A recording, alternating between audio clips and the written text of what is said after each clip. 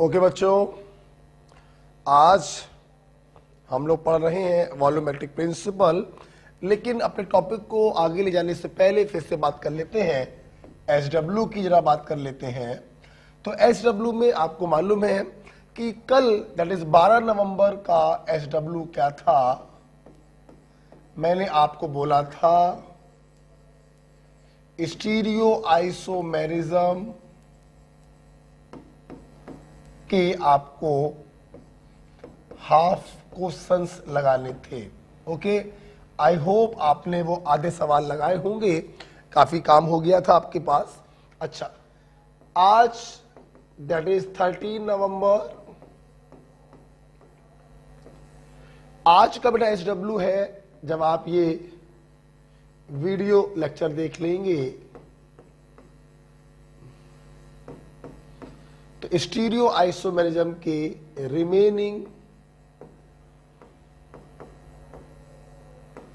Remaining half questions आप लगा लेंगे।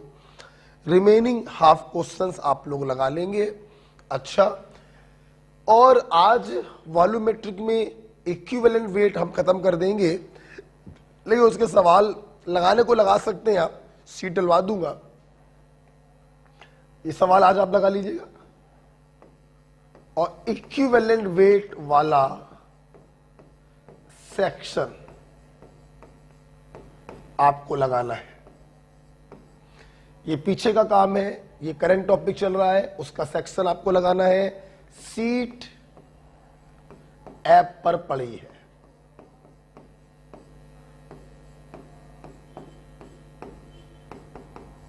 ठीक है, तो आज इक्विवेलेंट वेट हम लोग खत्म कर देंगे। तो उसके क्वेश्चन होंगे अराउंड 20-25 सवाल होंगे, तो वो आपको लगाने हैं। ठीक है, और 14 एंड 15 नवंबर की हॉलीडे है, छुट्टी है, लीव।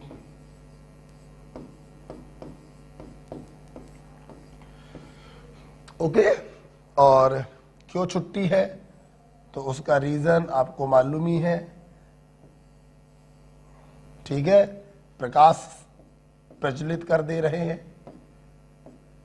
ठीक है, दीपावली की छुट्टी और अच्छा बना दें इसको। आई थिंक ये पीछे से यू कर सकते हैं तो और अच्छा दीपक बन गया, राइट। तो ये दीपावली की छुट्टी है और ये काम हमारे उन बच्चों के लिए जो लगातार शुरू से हमसे जुड़े हुए हैं। अच्छा, जैसे कि आप जानते हैं 2 मिनट में देना चाहूंगा अपने उन छात्रों को जिन्होंने अभी अभी रिसेंटली मुझे ज्वाइन किया है, फॉर न्यू ज्वाइन स्टूडेंट। जिन बच्चों ने अभी अभी रिसेंटली मुझे ज्वाइन किया है, मैं उन बच्चों के लिए 2 मिनट देना चाहूंगा। बेटा, हम लोग मोल पढ़ चुके हैं, पीरियोडिक टेबल पढ़ चुके हैं, केमिकल बॉन्डिंग पढ़ चुके हैं, IUPAC पढ़ चुके हैं, आइसोमेरिज्म। अंकित बेटा चाय ले हो जाए बढ़िया से। आइसोमेरिज्म पढ़ चुके हैं, रेडॉक्स रिएक्शन पढ़ चुके हैं, और हम लोगों का वॉल्यूमेट्रिक चल रहा है। ये कंटिन्यू चल रहा है। अच्छा, देखिए बच्चों, जो आज ये वीडियो देख रहे हैं वो सुन लीजिए। मैं पिछले 2-3 दिनों से ये बोल रहा हूं कि देखिए बेटा, पीछे का काम आपको अपने मन से करना पड़ेगा। मैंने मोल के लिए 15 नवंबर तक का टारगेट फिक्स किया हुआ है। लगभग इसमें 8 या 9 लेक्चर्स आपको मिलेंगे। तो अपने वीडियो के द्वारा 15 नवंबर तक प्रयास करिए आप मोल कॉन्सेप्ट को खत्म कर सकें। बड़ा टॉपिक है, इसलिए खत्म करने में हो समय लगेगा, लेकिन आपको करना पड़ेगा। ओके, जब आप ये कर लेंगे, आप 16 को आएंगे तो हम आपको पीछे का काम देंगे, राइट। हम लोग पढ़ रहे हैं वॉल्यूमेट्रिक प्रिंसिपल। जो बच्चे आज इस लेक्चर को देख रहे हैं वो सुन लें कि वॉल्यूमेट्रिक लेक्चर करने से पहले आपको रेडॉक्स रिएक्शन वाला लेक्चर जरूर देखना पड़ेगा। इसलिए आप इस वीडियो को यहीं पर रोक दीजिएगा और रेडॉक्स रिएक्शन वाला लेक्चर कंप्लीट कर लीजिएगा। ओके, तो ये रहा एसडब्ल्यू। हमारे जो पुराने छात्र हैं, शुरू से पढ़ रहे हैं, उनको सिर्फ इतना करना है और कुछ नया काम नहीं करना, 14-15 को एंजॉय कर सकते हैं आप। लेकिन जो न्यूली ज्वाइन स्टूडेंट है आप वो देख लें, वॉल्यूमेट्रिक चल रहा है, वो आपको पढ़ना ही पढ़ना है, और मोल कॉन्सेप्ट भी 15 नवंबर तक आपको खत्म करना है। जो न्यूली ज्वाइन स्टूडेंट है वो ये वाला काम नहीं कर पाएंगे, ना करें, अभी छोड़ दें, बस वो ये काम कर ले, मोल, रेडॉक्स और करंट टॉपिक वॉल्यूमेट्रिक। ओके, चलिए आज की क्लास हम लोग चालू करते हैं। 14-15 की छुट्टी रहेगी, 16 की शाम को 5 बजे फिर से आपको वीडियो मिल जाएगा। ओके, देखो बेटा, हम लोग पढ़ रहे थे पिछली क्लास में वॉल्यूमेट्रिक का पहला section, that is equivalent weight, जिसमें हम लोगों ने ये देखा इक्विवेलेंट वेट क्या है, किसी सब्सटेंस का वो वेट जो 1 ग्राम हाइड्रोजन से या 8 ग्राम ऑक्सीजन से या 35.5 ग्राम क्लोरीन से या तो जुड़ रहा हो या उसे अपने अंदर से डिस्प्लेस कर रहा हो। हमने इसके ऊपर 3 प्रकार के सवाल कराए। तीनों प्रकार के क्वेश्चनों में आपने एक ही बात देखी, जिसका इक्विवेलेंट वेट निकालना है और वो जिसके साथ जुड़ा हुआ है। सबसे पहले हम मोल कॉन्सेप्ट लगाकर उन दोनों का वेट निकालते हैं, उसके नीचे रखते हैं उसका इक्विवेलेंट वेट और क्रिस क्रॉस कर देते हैं। अगर वेट दिया तो इक्विवेलेंट वेट रखेंगे, अगर वॉल्यूम दिया तो इक्विवेलेंट वॉल्यूम रखेंगे और क्रिस क्रॉस कर देंगे। हम लोगों ने फिर देखा इक्विवेलेंट वेट बराबर molecular weight upon valence factor. Valence factor अलग अलग लोगों का अलग तरीके से निकाला जाता है। जैसे एसिड का वैलेंस फैक्टर होता है रिप्लेसेबल H+ आयन। यूजली जितने हाइड्रोजन हमें दिखाई पड़ते हैं हम सभी को रिप्लेसेबल मान लेते हैं, लेकिन हमारे पास 4 ऐसे केस हैं जहां पर दिखाई पड़ते हैं ज्यादा लेकिन रिप्लेसेबल हाइड्रोजन होते हैं कम। वो 4 केस आपको याद होंगे, H3PO2, H3PO3, H4P2O5 और H3BO3। 1 2 2 1 आपको हमने यहां पर एक्सप्लेनेशन दिया। वही हाइड्रोजन रिप्लेसेबल होते हैं जो ऑक्सीजन से डायरेक्टली अटैच होते हैं। आप लोगों ने इसके बाद ये खत्म हो गया था एसिड, हमें चालू करना है दूसरा बेस।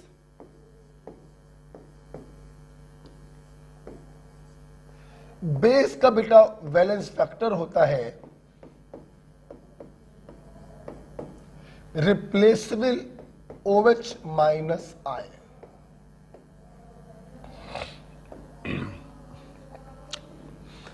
बेस का बेटा वैलेंस फैक्टर होता है रिप्लेसेबल OH- आयन। यहां पर भी वही बात है, जितने OH हमको दिखाई पड़ते हैं हम उन सभी को रिप्लेसेबल मान लेते हैं। एसिड में तो 4 एक्सेप्शन थे भी, यहां पर तो कोई एक्सेप्शन भी नहीं होता। जैसे NaOH, CaOH का होल ट्वाइस, FeOH का whole thrice. Valence factor 1, valence factor 2, valence factor 3। Valence factor 1 का मतलब है मोनो एसिडिक बेस। इससे बेटा क्या बोलोगे बताओ? Diacidic base. और इससे बेटा बोलो क्या बोलोगे? Triacidic base.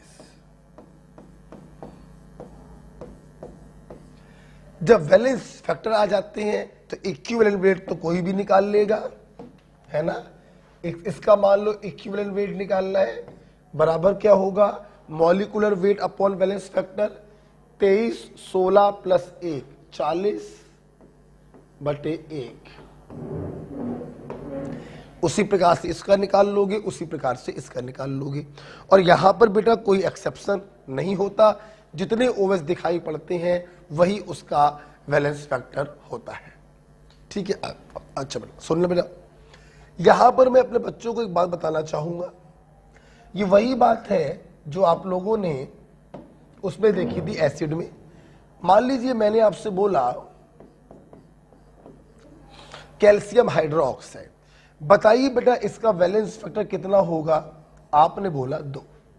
जितने OH दिखाई पड़ रहे हैं सभी को आपने रिप्लेसेबल मान लिया, वैलेंस फैक्टर बेटा बोलो कितना है? 2।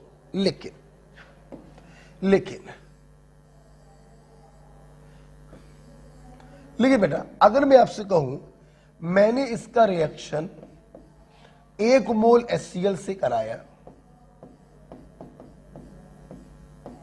हमको ये मिला,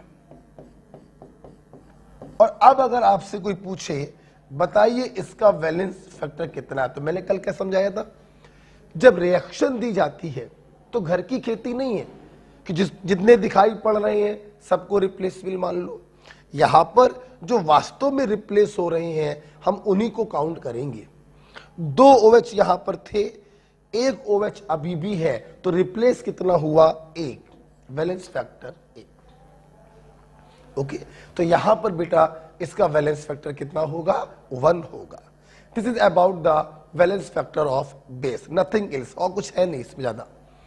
ओके, लिख लीजिए। अगर मैं 2 मोल HCl लेता, दोनों OH को रिप्लेस करवा देता तो वैलेंस फैक्टर हो जाता 2। ठीक है, तो अगर रिएक्शन नहीं लिखी है तो घर की खेती है, जितने OH दिखाई पड़े सभी को काउंट कर लो, सभी को रिप्लेसेबल मान लो। लेकिन अगर रिएक्शन लिखी हुई है तो हम जितने वास्तव में रिप्लेस होते हैं सिर्फ उन्हीं को काउंट करते हैं। ठीक है, हटाए बेटा इसको। चलिए, आफ्टर बेटा बेस अब हम लोग बात करेंगे आयन। देखो आयन का बेटा जो वैलेंस फैक्टर होता है that is equal to charge. उस आयन के ऊपर जितना चार्ज होता है वही उसका वैलेंस फैक्टर होता है। जैसे OH माइनस आयन अगर है तो वैलेंस फैक्टर होगा 1। हमें मैग्नीट्यूड से मतलब होता है चार्ज के, साइन से मतलब नहीं होता है। OH माइनस का भी 1 होगा, और अगर आप इसका इक्विवेलेंट वेट निकालोगे OH माइनस का तो इसका मॉलिक्यूलर वेट 16 और 1 17 डिवाइडेड बाई 1। मैंने आपसे बोला कार्बोनेट आयन वैलेंस फैक्टर होगा 2, माइनस से मतलब नहीं है। और अगर आपसे इसका इक्विवेलेंट वेट पूछें तो इसका मॉलिक्यूलर वेट 12 + 48 60 डिवाइडेड बाई 2। मुझसे पूछा गया कैल्शियम आयन का वैलेंस फैक्टर क्या होगा? ऑफ कोर्स 2 होगा। और इसका अगर इक्विवेलेंट वेट आपसे पूछा जाए तो आप इसका मॉलिक्यूलर वेट जो एटॉमिक वेट के बराबर होगा 40 डिवाइडेड बाई वैलेंस फैक्टर 2। तो इस प्रकार से आप किसी भी आयन का वैलेंस फैक्टर निकाल सकते हैं। ओके बेटा, चलिए बेटा ये आयन के बारे में हो गया। ठीक है, लिख लिया आप लोगों ने?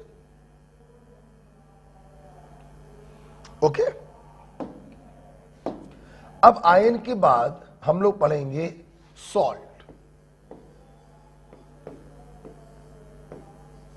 सॉल्ट का वैलेंस फैक्टर देखिए, सबसे पहले मैं आपको यह बताना चाहूंगा कि सॉल्ट बनाते कैसे, मालूम तो आप सभी को है, फिर भी मैं बताना चाहूंगा। देखो बेटा क्या होता है, हमारे पास कोई कैटायन होगा और एक हमारे पास एनायन होगा।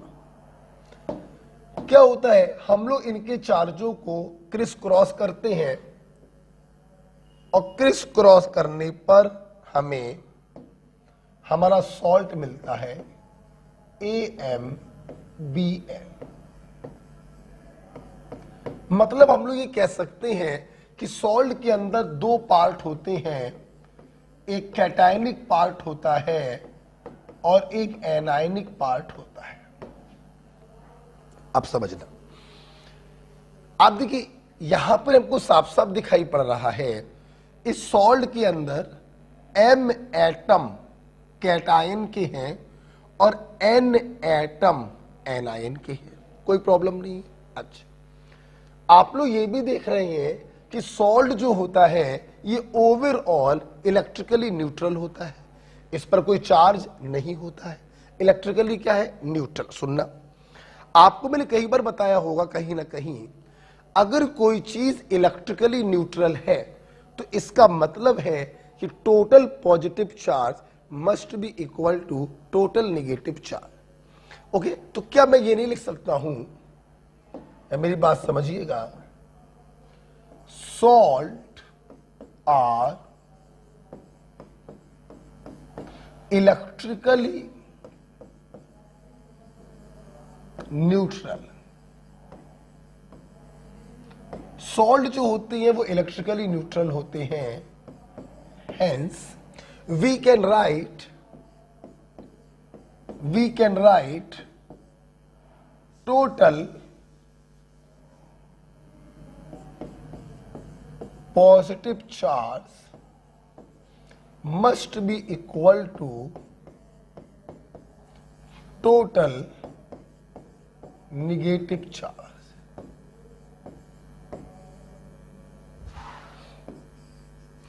Total positive charge must be equal to total negative charge. सामने देखिए, एक कैटायन पर चार्ज है n, अब प्लस या माइनस बोलने की जरूरत नहीं है, पॉजिटिव चार्ज लिख ही चुके हो। एक कैटायन पे चार्ज है प्लस का n, तो m कैटायनों पे चार्ज क्या होगा, m इंटू n। ठीक, देखना, एक एनायन पे चार्ज है माइनस का m, तो n एनायनों पे चार्ज होगा n इंटू m। आप अगर ध्यान से देखें तो 2 इंटू 3 करें या 3 इंटू 2 करें, आंसर तो 6 ही आएगा ना। आप देख सकते हैं total positive charge total negative charge के बराबर है। एक कैटायन पे चार्ज है प्लस का n, तो m कैटायनों पे चार्ज होगा m इंटू n। एक एनायन पे चार्ज है माइनस का m, तो n एनायनों पे चार्ज होगा n इंटू m। आप देख सकते हैं total positive charge is equal to total negative charge. ये मैंने आपको थोड़ा सा सॉल्ट के बारे में बताया कि सॉल्ट आर इलेक्ट्रिकली न्यूट्रल। अब हम लोग आते हैं अपने टॉपिक पर कि सॉल्ट का वैलेंस फैक्टर हम लोग कैसे निकालते हैं। समझिएगा मेरी बात, आप जानते हैं किसी सॉल्ट में ये जो टोटल पॉजिटिव चार्ज या ये जो टोटल नेगेटिव चार्ज होता है, यही बेटा सॉल्ट का कहलाता है वैलेंस फैक्टर। अगर कोई आपसे सॉल्ट का वैलेंस फैक्टर पूछे तो it is simple total positive charge या टोटल नेगेटिव चार्ज। ये बेटा किताबी भाषा है। अब देखिए इसको हम सरल भाषा में कैसे बदल रहे हैं, सुनेगा मेरी बात, सुनना। टोटल पॉजिटिव चार्ज आपने कैसे निकाला, कैटायन की संख्या मल्टीप्लाइड बाई कैटायन पे चार्ज, या टोटल नेगेटिव चार्ज आपने कैसे निकाला, एनायन की संख्या मल्टीप्लाइड बाई एनायन का चार्ज। तो क्या मैं ये नहीं कह सकता हूं कि वैलेंस फैक्टर ऑफ सॉल्ट बराबर किसी भी एक आयन की संख्या मल्टीप्लाइड बाई उसका चार्ज। सही सही दिल पे हाथ रख के बताओ, क्या मैं इस चीज को ऐसे नहीं लिख सकता? किसी भी एक आयन की संख्या, क्यों, आप कैटायन से निकालोगे तो भी 2 3 6 ही आएगा, आप एनायन से निकालोगे तो भी 3 इंटू 2 6 ही आएगा। तो किसी भी एक आयन को पकड़ लिया करो और उससे वैलेंस फैक्टर निकाल लिया करो। ओके, तो मैं अपने छात्रों से कहता हूं आप पोरवाल टेक्निक का इस्तेमाल करिए, ज्यादा किताबी भाषा के चक्कर में मत पड़िए। किसी एक आयन की संख्या इनटू उसका चार्ज। ओके बेटा, अगर आपने ये लिख लिया हो, लिख लीजिए जरा, फिर मैं आपको इसको भी एग्जांपल कराता हूं। किसी एक आयन की संख्या इनटू उसका चार्ज।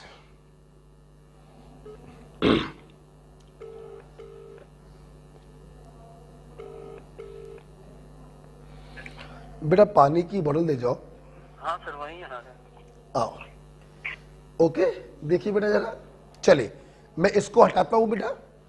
ओके, मैं इसको हटा रहा हूं, आराम से करेंगे, बिल्कुल आराम, धीरे धीरे करेंगे। हटाते हैं इसको, चले देखिए सब लोग, मैं एग्जांपल दे रहा हूं आपको, जरा एग्जांपल देखिए। देखिए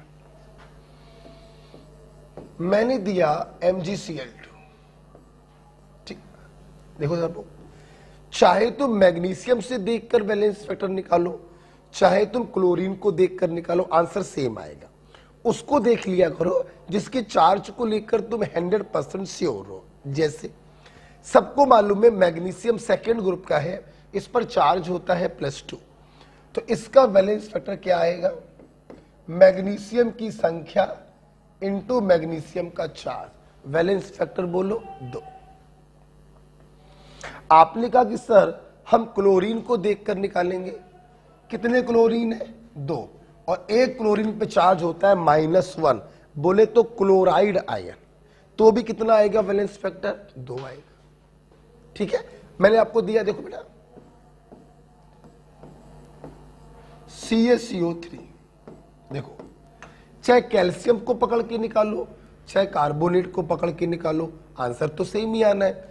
कितने कैल्शियम है? 1, कैल्शियम पे चार्ज बोलो 2, तो इसका बैलेंस फैक्टर बेटा बोलो 2। आपने कहा कि सर हम कार्बोनेट को पकड़ के निकालेंगे, निकालो, कितने कार्बोनेट है? 3, नहीं, ये पूरा CO3 1 होता है, तो कितने कार्बोनेट है? 1, और इसका वैलेंस फैक्टर क्या होगा? चार्ज क्या होगा? 2। ठीक है, ध्यान रखो बेटा, तो इसका नंबर कितना है? 1, और कार्बोनेट पे चार्ज कितना होता है? 2, वैलेंस फैक्टर तब भी कितना आया? 2। तो चाहे बेटा कैटायन से निकालो चाहे बेटा एनायन से निकालो, आंसर आपका सेम आएगा। और देखो मैंने दिया Na2CO3, चाहे सोडियम से निकालो चाहे कार्बोनेट से निकालो, कितने सोडियम? 2, एक सोडियम पे चार्ज बोलो 1, वैलेंस फैक्टर बेटा बोलो 2। आपको कार्बोनेट से निकालना है, कितने कार्बोनेट है? 1, कार्बोनेट पे चार्ज बोलो 2, आंसर तब भी कितना आया? 2। ओके, तो मेरे तरीके से करो, किसी भी एक आयन की संख्या मल्टीप्लाइड बाय उसका चार्ज। ठीक है, और देखो बेटा, जैसे मैंने दिया, ये दिया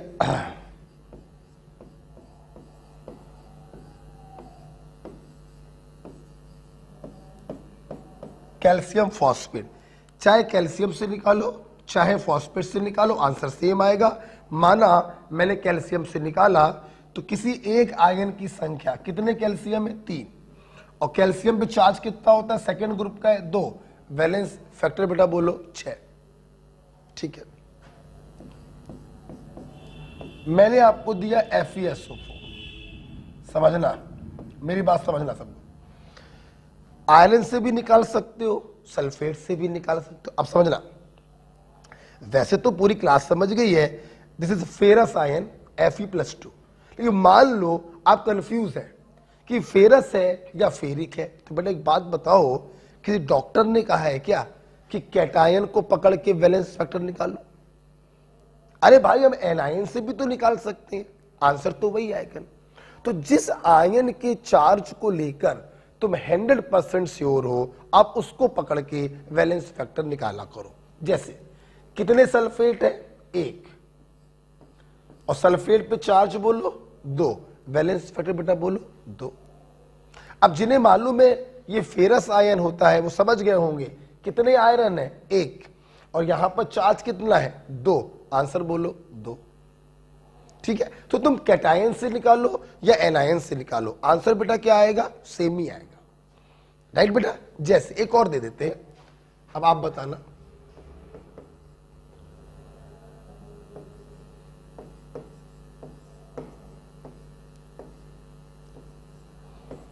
मैंने ये दिया, अगेन देखो बेटा, समझने वाले समझ गए। दिस इज फेरिक ऑक्जेलेट, यहां पे आयरन +3 स्टेट में है। हम कहते हैं नहीं समझ पा रहे, कोई बात नहीं, तुम्हें ऑक्जेलेट तो मालूम है ना, C2O4 -2 होता है। तो कितने ऑक्जेलेट है 3, और एक ऑक्जेलेट पे चार्ज बोलो 2, 3 दूनी 6, वैलेंस फैक्टर 6। तो इस प्रकार से हम लोग किसी भी सॉल्ट का वैलेंस फैक्टर निकाल सकते हैं। ओके, लिख लो बेटा, इसको लिख लो।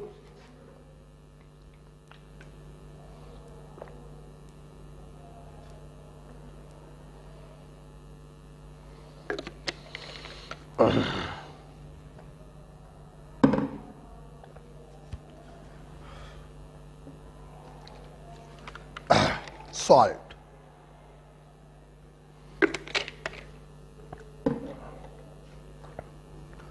अब देखिए मैं आपको कुछ सिखाने जा रहा हूं। देखिए, जब भी मैं सॉल्ट के बारे में स्टूडेंट को वैलेंस फैक्टर निकालना सिखा देता हूं तो मैं यहां पर एक बहुत ही प्यारा सवाल आपको कराने जा रहा हूं। देखिएगा, मैं इसको हटा रहा हूं, हटा दो बेटा। ओके, चलिए देखिए, अब बेटा हम लोग यहां पर पढ़ेंगे एक पॉइंट, लिखिए नोट। देखिए, डबल सॉल्ट के बारे में पढ़ने की कोई जरूरत नहीं है। ध्यान रखिएगा बच्चों, हम लोग तैयारी कर रहे हैं नीट 2021 की, तो उसी के हिसाब से हमें अपनी चीजों को पढ़ना है, उसी के हिसाब से हमें सवालों को लगाना है। हमारा लक्ष्य सफेद कोट है, व्हाइट कोट है, और वो स्टेथोस्कोप है।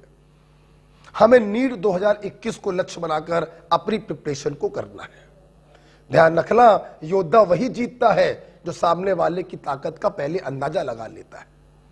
जबरदस्ती परमाणु बम फोड़ने से फायदा नहीं है। जहां हाथगोले से काम चल गया वहां परमाणु बम फोड़ने की कोई जरूरत नहीं। तो नीट 2021 हमारा टारगेट है, उसी को देखकर हमें अपनी पढ़ाई करनी है। राइट, आइए सॉल्ट में एक नोट हम लोग पढ़ते हैं। क्या? For unknown molecule,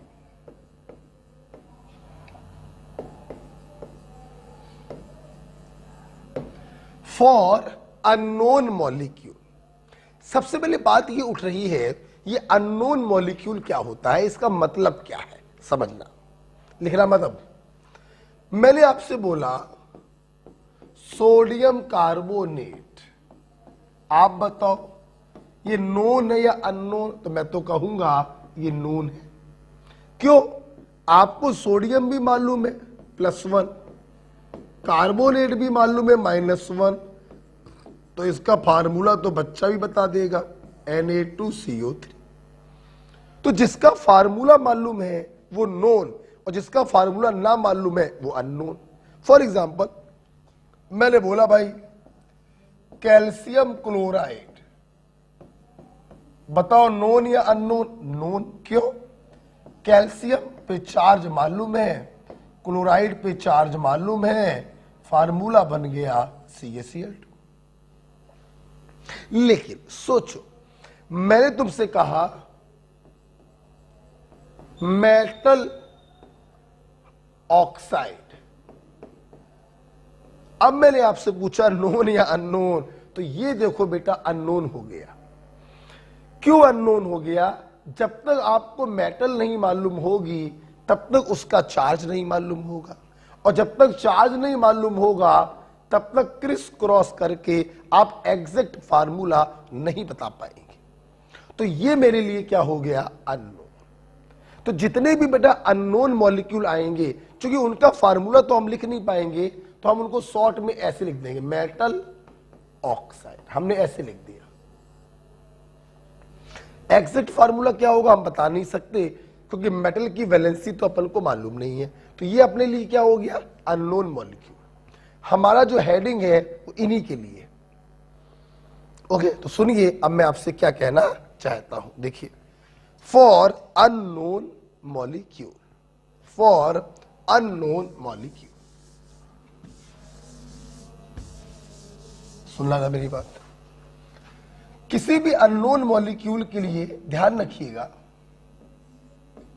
equivalent weight of that unknown compound is equal to equivalent weight of cation plus equivalent weight of anion.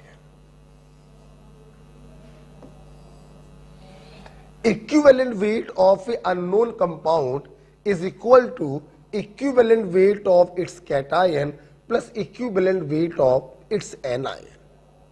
Okay? For example, एक क्वेश्चन के द्वारा मैं इसकी इंपॉर्टेंस को समझाना चाहूंगा। देखिए क्वेश्चन, क्वेश्चन देखो बेटा,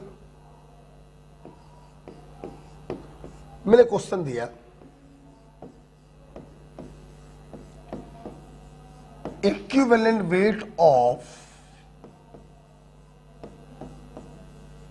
metal carbonate is 53, full stop. Calculate equivalent weight of metal. ये सवाल हमसे पूछा गया, समझना बेटा। मेटल के बारे में बताया नहीं, मतलब आपको उसका वैलेंसी नहीं मालूम, और अगर आपको उसका वैलेंसी नहीं मालूम तो ये मॉलिक्यूल कैसा हो गया, अननोन हो गया। तो हम लोग क्या ये नहीं लिख सकते हैं कि equivalent weight of metal carbonate, मैंने अभी बताया था फार्मूला तो बना नहीं सकते, तो शॉर्ट में ऐसे लिख देते, बराबर इक्विवेलेंट वेट ऑफ कैटायन जो कि मेटल होगा plus equivalent weight of anion जो कि कार्बोनेट होगा। ठीक, इसका इक्विवेलेंट वेट आपको दिया है 53, ये आपको निकालना है, plus equivalent weight of carbonate, अभी मैंने आयन का पढ़ाया, इसका molecular weight divided by charge. यहां पर देखिए वो 30 आएगा और 53 में से 30 गया 23, तो आपका आंसर आ गया, जगह नहीं है मैं ऊपर लिख रहा हूं, इक्विवेलेंट वेट ऑफ मेटल आ गया 23। This is your answer. Okay बेटा, तो इस प्रकार से देखिए ये जो हमारा फंडा था ये बहुत ही इंपॉर्टेंट फंडा है। Equivalent weight of unknown compound is equal to equivalent weight of cation plus equivalent weight of anion. Okay, लिख लीजिए। बहुत ही उम्दा क्वालिटी का ये फंडा था, इसको ध्यान रखिएगा, बहुत इंपॉर्टेंट है। ठीक है, अगर ये सवाल आपको समझ में आया है तो नेक्स्ट क्वेश्चन आप लोग करेंगे।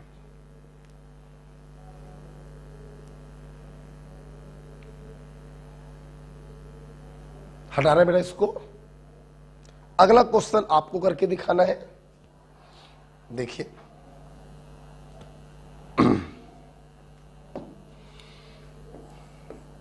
अगला क्वेश्चन है equivalent weight of a metal hydra oxide is 26, full stop. Calculate equivalent weight of metal. डिक्टो वही क्वेश्चन है, आपको करके दिखाना है, करिए। मेटल का इक्विवेलेंट वेट फिर से आपसे पूछा गया है,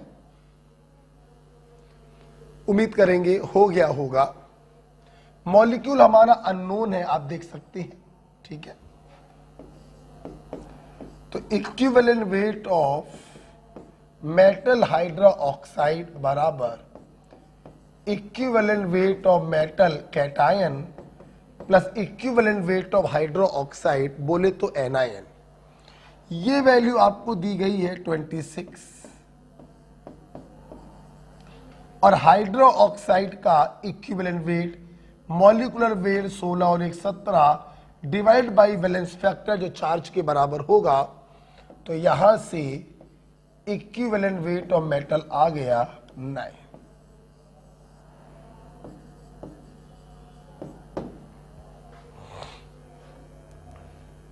ओके, आई होप मैक्सिमम बच्चों का आंसर 9 ही आया होगा, ठीक है। तो इस प्रकार से आप लोग देखिए। चलिए इसी में अगर आप हमसे कहें, अगर आप कहो तो अगर मोल कॉन्सेप्ट आप पढ़ चुके हो तो इसी में हम मोल का सवाल बना दें, इसी क्वेश्चन, ठीक है, इसी क्वेश्चन बना दें। चलो इसी क्वेश्चन में मोल का सवाल करते हैं हम लोग। ओके, ये लिख लिया, हटाते इसको। इसी में हम मोल का सवाल बना देते हैं। जैसे सवाल बना दिया, in above question, above question का मतलब जिसमें मेटल का इक्विवेलेंट वेट 9 आया। Okay, in above question calculate molecular weight of metal hydro oxide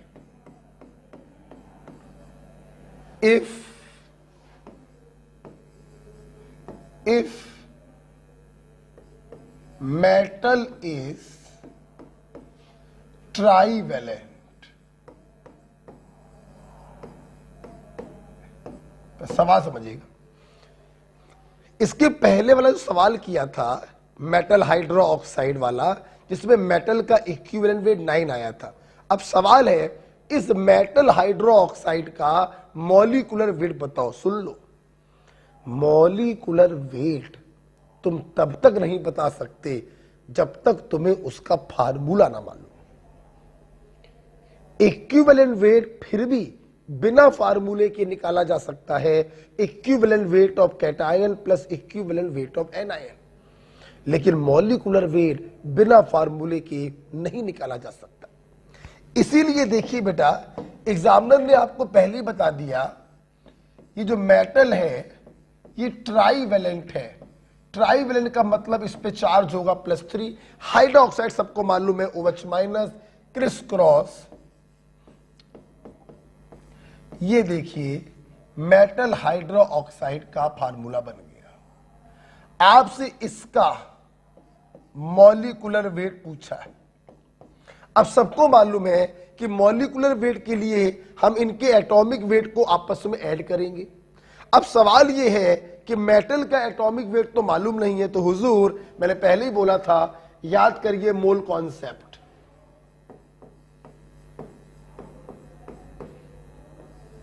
mole concept में एक फार्मूला आपने पढ़ा था, एटॉमिक वेट ऑफ मेटल बराबर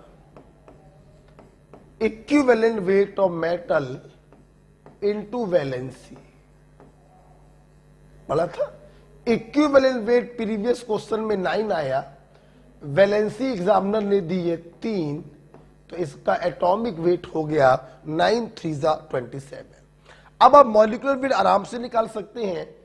एटॉमिक वेट ऑफ मेटल आ गया है 27 प्लस 3 इंटू 16 और 17, 17 3 51, 51 और 20 71 और 7 78, 78। This is the answer of this question.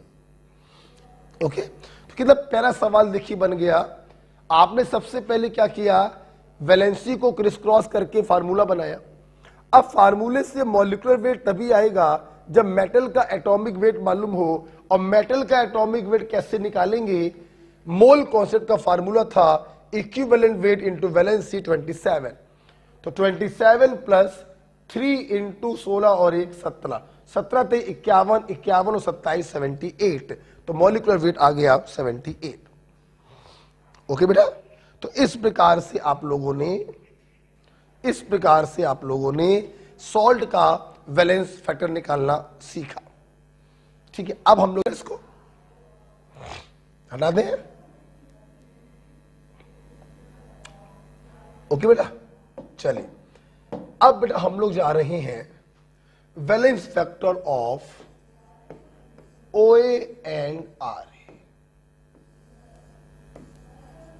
देखिए लास्ट पॉइंट पर हम लोग आ चुके हैं, सुनिए मेरी बात, आज की क्लास का यही लास्ट पॉइंट होगा, कंसल्टेशन हम लोग नेक्स्ट क्लास से चालू करेंगे। ठीक है, देखिए मैं अभी देखिए जब क्लास में चालू कर रही थी तो मैंने क्या कहा था, वॉल्यूमेट्रिक अगर आपको समझना है तो रेडॉक्स रिएक्शन वाला चैप्टर पढ़ लीजिएगा। देखिए आ गया, इस चैप्टर का नीट के पॉइंट ऑफ व्यू से सबसे इंपॉर्टेंट सेक्शन यही है, और ये सेक्शन तुम्हें समझ में तभी आएगा जब तुम्हें ऑक्सीडेशन नंबर निकालने के हर तरीके मालूम होंगे जो मैंने आपको प्रीवियस चैप्टर में सिखाए हैं। तो प्लीज जो बच्चे इस हेडिंग को देख रहे हैं वो सबसे पहले देख लें कि रेडॉक्स रिएक्शन उनका तैयार है या नहीं है। ओके, आइए देखिए सबसे पहले मैं आपको यह बताना चाहूंगा कि ऑक्सीडाइजिंग एजेंट और रिड्यूसिंग एजेंट क्या होते हैं। ज्यादा नहीं बताऊंगा, ये सब मैं आपको उसमें पढ़ा चुका हूं। यहां पर नए बच्चों के लिए बस एक पॉइंट बताना चाहूंगा कि ऑक्सीडाइजिंग एजेंट वो होते हैं जिनका रिडक्शन हो, गेट रेड्यूस, जिनका क्या हो, रिडक्शन हो, हिंदी में लिख दे रहे हैं, जिनका रिडक्शन, और रिड्यूसिंग एजेंट उन्हें कहते हैं जिनका ऑक्सीडेशन। ओके, मैं एक बार नए बच्चों के लिए ऐसे बताना चाहूंगा। फॉर एग्जाम्पल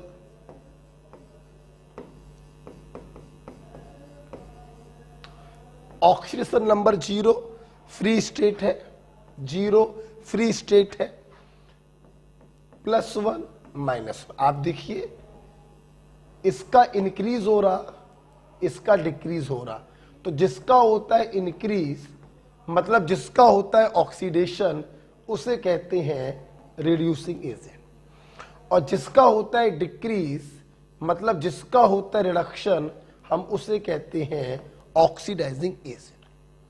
ओके बेटा, तो इस प्रकार से जिसका ऑक्सीडेशन हो उसे RA और जिसका रिडक्शन हो उसे OA के नाम से जानते हैं।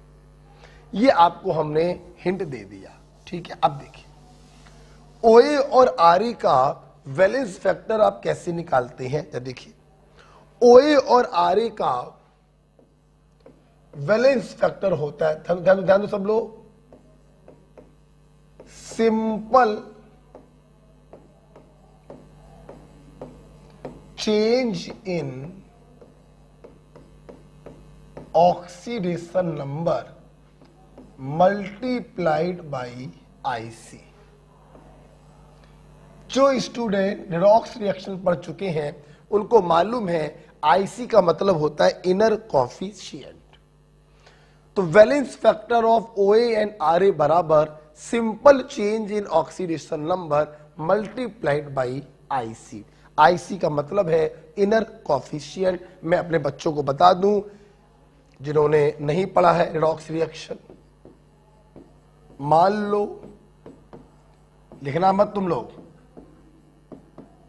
ये कोई रिएक्शन दी गई, ठीक है, हमें इसका वैलेंस फैक्टर निकालना था, oxidation number +6, oxidation number +3, valence factor देखना बेटा।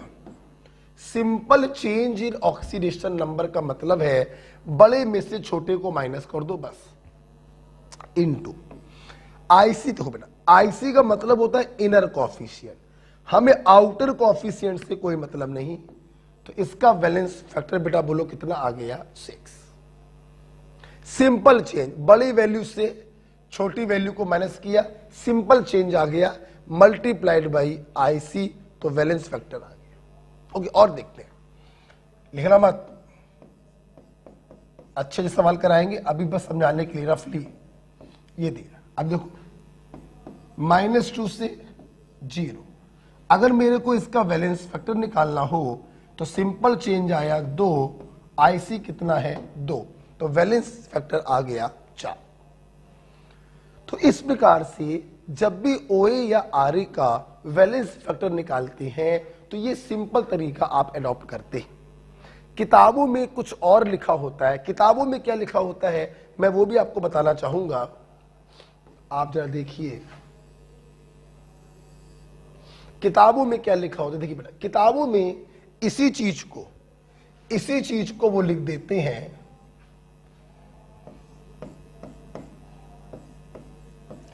चेंज इन ऑक्सीडेशन नंबर पर मोल ऑफ कंपाउंड।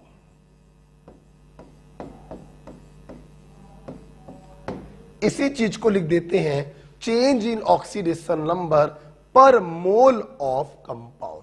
तो पर मोल ऑफ कंपाउंड का सिंपल मतलब होता है सिंपल चेंज निकालो बड़ा माइनस छोटा करके और मल्टीप्लाई कर दो आईसी से, इसी वैल्यू को कहते हैं चेंज इन ऑक्सीडेशन नंबर पर मोल ऑफ कंपाउंड। ओके बेटा, अच्छा सुनना बेटा, जैसे प्लीज सामने देखिए, एक बात और सुन लीजिए। देखिए बेटा, जब भी ओए और आरए पिक्चर में आएगा तो ये तो गारंटी है ना बेटा कि उनका ऑक्सीडेशन नंबर चेंज हो रहा होगा। बढ़ रहा तो वो रिड्यूसिंग एजेंट, घट रहा तो वो ऑक्सीडाइजिंग एजेंट। कुल मिलाकर ऑक्सीडेशन नंबर क्या हो रहा होगा, चेंज। यस, कभी भी ऑक्सीडेशन नंबर में चेंज आ रहा हो तो समझ जाना या तो वो ओए होगा या फिर वो आरए होगा। तो उसका बैलेंस फैक्टर हम निकालेंगे simple change in oxidation number multiplied by IC से। ओके, जैसे प्लीज सामने सब लोग देखेंगे। ये देखिए बेटा, जैसे मैंने आपको दिया K2Cr2O7 इन एसिडिक मीडियम। आप लोग पिछले चैप्टर में पढ़ चुके हो कि एसिडिक मीडियम में पोटेशियम डाइक्रोमेट ओए की तरह काम करता है, आप पढ़ चुके हो। आज हम लोग इसका बैलेंस फैक्टर निकालेंगे। देखिए सब लोग, देखो बेटा, पोटेशियम डाइक्रोमेट में क्रोमियम है +6 में और ये चेंज हो रहा है +3। इसमें कोई संदेह नहीं, इसका रिडक्शन हो रहा है, मतलब ये कैसे काम करेगा, ऑक्सीडाइजिंग एजेंट। आपको बेटा इसका बैलेंस फैक्टर निकालना था, सिंपल चेंज आया है 3 का, आईसी कितना है 2, बैलेंस फैक्टर हो गया 6। तो जाहिर सी बात है इक्विवेलेंट वेट होगा मॉलिक्यूलर वेट बाई 6। बोलो हाँ या ना, कोई प्रॉब्लम? तो पोटेशियम डाइक्रोमेट का as oxidizing agent valence factor होता है 6। ओके, लिख लीजिए, आगे बढ़ते हैं। ढेर सारे एग्जाम्पल हम लोग करेंगे अभी।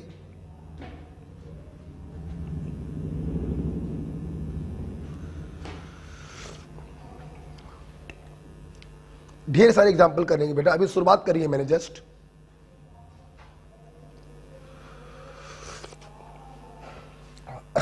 हटा दे बेटा इसको। सिंपल चेंज कैसे निकालते हैं, बड़ी वैल्यू से छोटी वैल्यू को माइनस कर देते हैं और मल्टीप्लाई कर देंगे आईसी से। रिडॉक्स रिएक्शन में मैंने वो खूब सिखाया, चेंज अगर चार्ज सेम होता है, साइन सेम होता है, तो चेंज का मतलब होता है सब्सट्रैक्शन, और अगर साइन डिफरेंट होता है तो चेंज का मतलब होता है एडिशन। ठीक है, देखिए अगला एग्जाम्पल देखेंगे, इसको हटा रहे हैं। देखिए बेटा, जैसे बेटा आप लोगों को अगर याद हो लास्ट वाला चैप्टर, तो पोटेशियम पर मैग्नेट,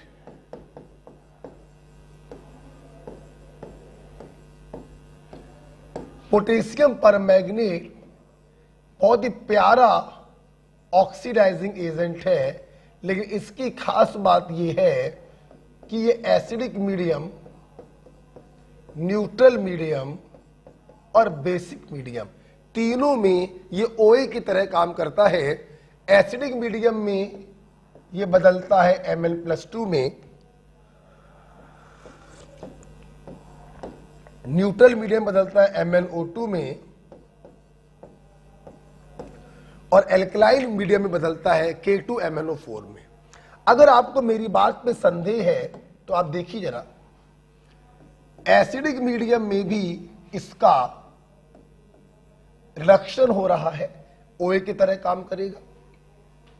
न्यूट्रल मीडियम में भी इसका रिडक्शन हो रहा है, OA की तरह काम करेगा।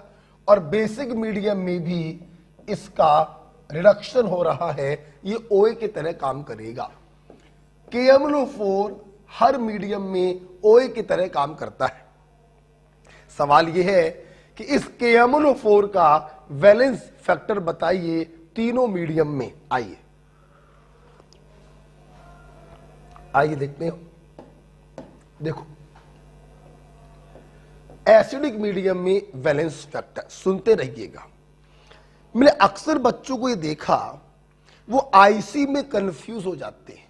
ध्यान रखिएगा बेटा, जिसका वैलेंस फैक्टर निकालते हैं हम उसी के IC से मल्टीप्लाई करते हैं, ये हमेशा ध्यान रखिएगा। जैसे एसिडिक मीडियम में इसका वैलेंस फैक्टर हमें निकालना है, सिंपल चेंज बोलो 5, IC बोलो 1, जिसका निकालते हैं उसी के इनर कोएफिशिएंट से मल्टीप्लाई करते हैं। तो एसिडिक मीडियम में KMnO4 का वैलेंस फैक्टर होगा 5।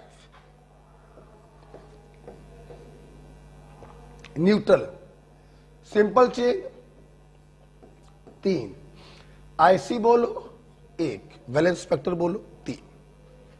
और एल्कलाइन मीडियम में देखो, सिंपल चेंज 1, IC बोलो 1। तो बेसिक मीडियम या एल्कलाइन मीडियम में वैलेंस फैक्टर बेटा कितना होगा 1। तो यहां से हमारे बच्चे देख सकते हैं कि पोटेशियम परमैंगनेट का अलग अलग मीडियम में वैलेंस फैक्टर अलग अलग है, तो इक्विवेलेंट वेट भी अलग अलग होगा।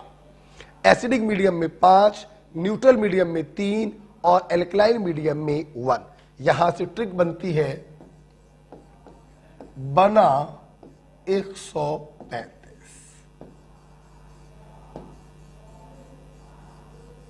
बना 135।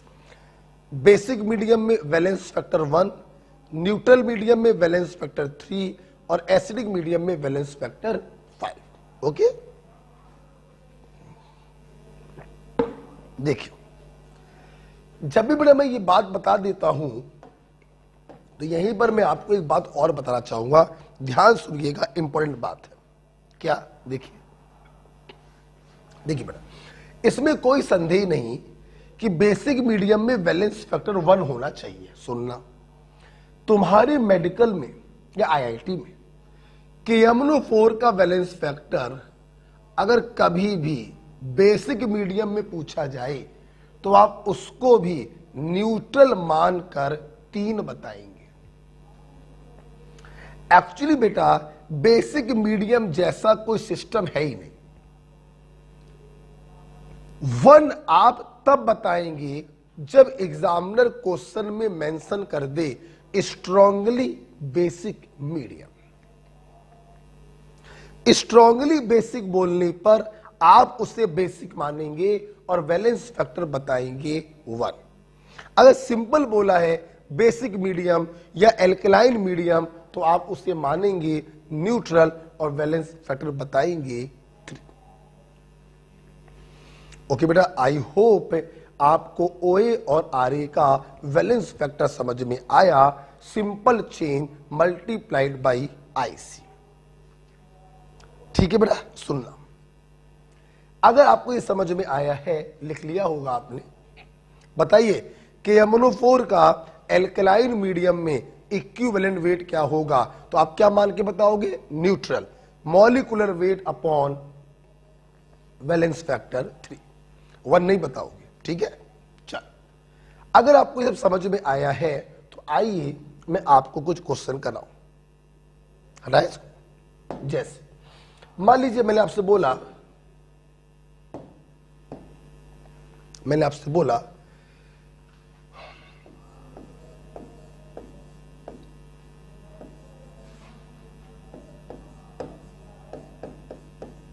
मैंने आपको ये दिया, मैंने आपसे पूछा बताइए इन दोनों का वैलेंस फैक्टर बताइए, इसका भी बताइए कितना होगा और इसका बताइए कितना। देखना, ध्यान देना बेटा सब लोग। यहां पर नाइट्रोजन का ऑक्सीजन नंबर क्या है? +5, यहां क्या है? -2। देखना, जब इसका वैलेंस फैक्टर निकालोगे तो सिंपल चेंज में इसके IC से मल्टीप्लाई करोगे, और जब इसका वैलेंस फैक्टर निकालोगे तो सिंपल चेंज में इसके IC से मल्टीप्लाई करोगे। जैसे सिंपल चेंज आप समझ गए, बड़ी वैल्यू से छोटी वैल्यू को माइनस करेंगे, 7 मल्टीप्लाइड बाई IC 1, तो नाइट्रेट का वैलेंस फैक्टर आ गया 7। यहां पर देखो, सिंपल चेंज बड़ी में से छोटी को माइनस करो, 7 इंटू IC 2, तो N2H4 का वैलेंस फैक्टर आ गया 14। तो हमेशा ध्यान रखना, simple change in oxidation number multiplied by IC। Okay बेटा, पक्की बात। आइए चलिए इसके ऊपर कुछ और सवाल करते हैं, ये समझ में आपको आ गया होगा। Question, calculate valence factor of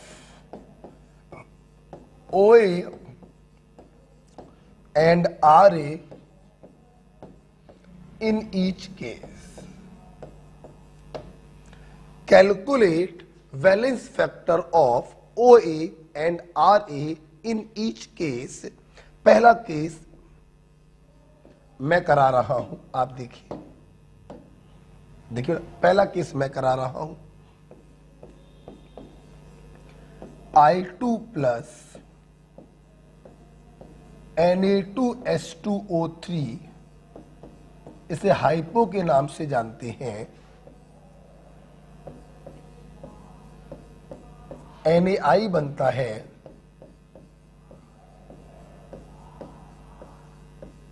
Na2H4O6 बनता है सोडियम टेट्रा थायोनेट, इसका नाम होता है। अब हमसे बेटा पूछा गया कि OA और RA का वैलेंस फैक्टर आपको बताना है। देखिए, हम लोग रिएक्टेंट साइड को ही देखते हैं, OA कौन है, RA कौन है, प्रोडक्ट साइड को नहीं देखते हैं। आल्दो वहां पर भी एक OA होगा और एक RA होगा, हम लोग देखते हैं किसको है, रिएक्टेंट साइड को ही देखते हैं। देखिए, फ्री स्टेट ऑक्सीजन नंबर 0, यहां पे X मान के निकालोगे +2 आएगा। इसीलिए मैंने कहा था वॉल्यूमेट्रिक पढ़ने से पहले रेडॉक्स रिएक्शन को जाके पढ़ लेना। -1 प्लस का 2.5।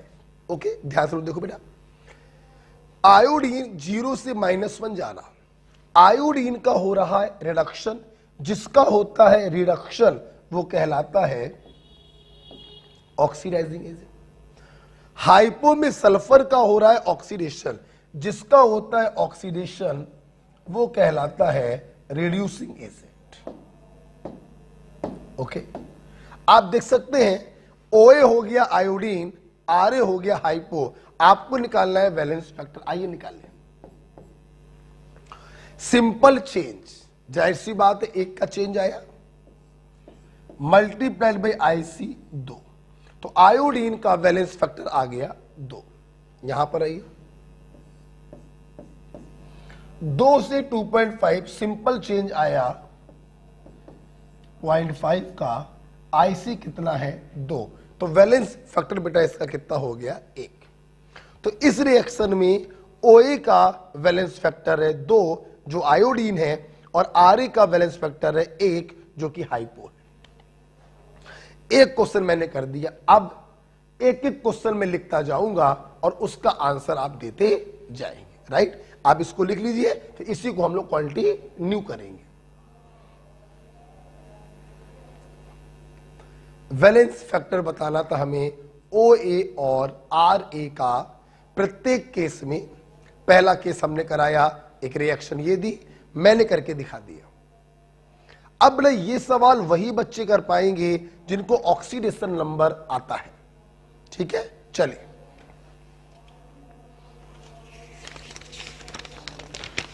आइए, कुछ क्वेश्चन है मेरे पास, ए के बाद बी। देखिए इसको हटा रहे हैं हम, बी है, ये दिया N2H4 प्लस K2CrO4 बराबर N2 प्लस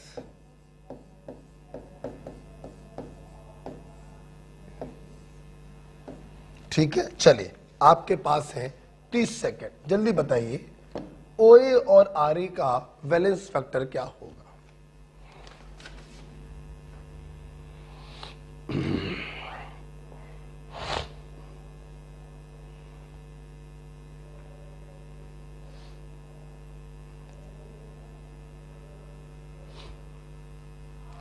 ऑक्सीडेशन नंबर निकालिए, पहले ये चेक कर लो OA कौन है RA कौन है, फिर पोरवाल ट्रिक लगाकर अपना आंसर बताइए।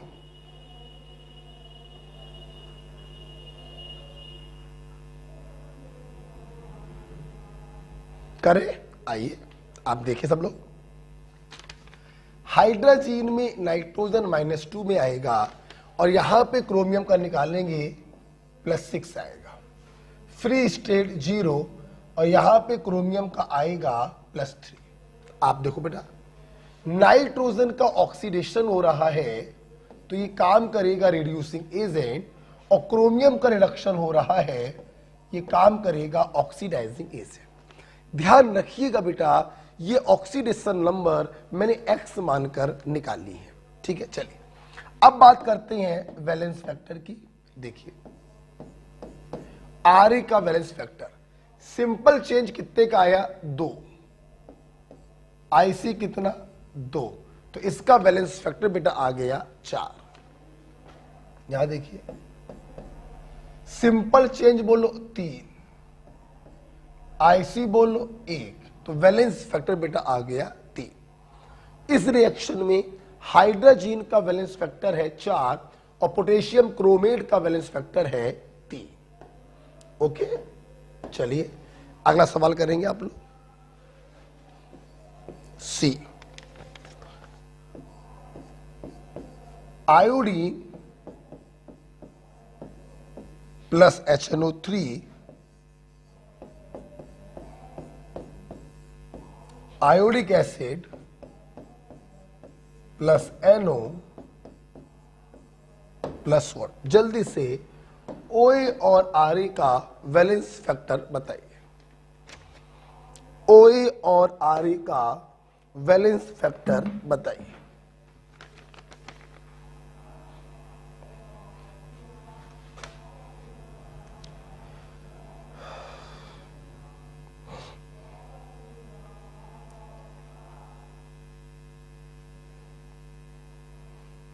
OA और RA का वैलेंस फैक्टर बताएंगे।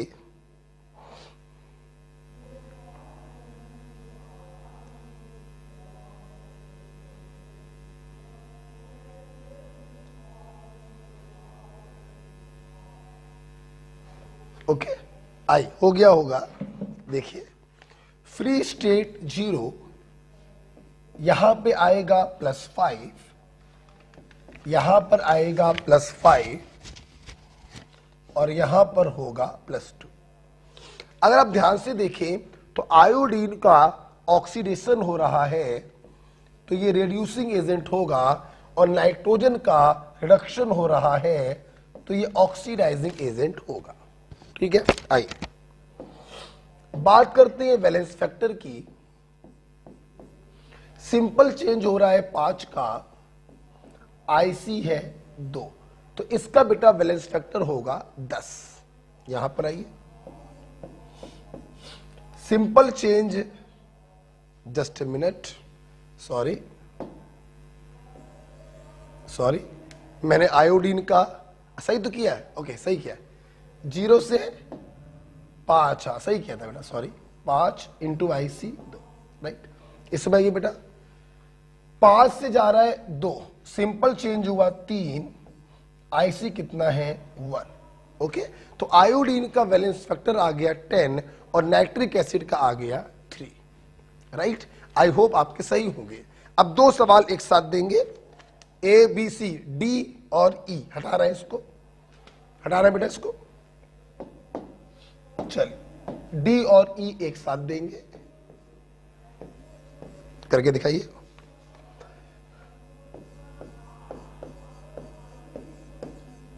KMnO4 प्लस KI बराबर MnO2 प्लस KiO3, ये दिया, और एक और दे रहे हैं साथ में, C12H22O11 प्लस HNO3 बराबर H2C2O4 plus NO2 plus water. ठीक है, चलिए 2 क्वेश्चन दिए आपके पास, 1 मिनट का समय है, करिए, 1 मिनट का समय है, करिए।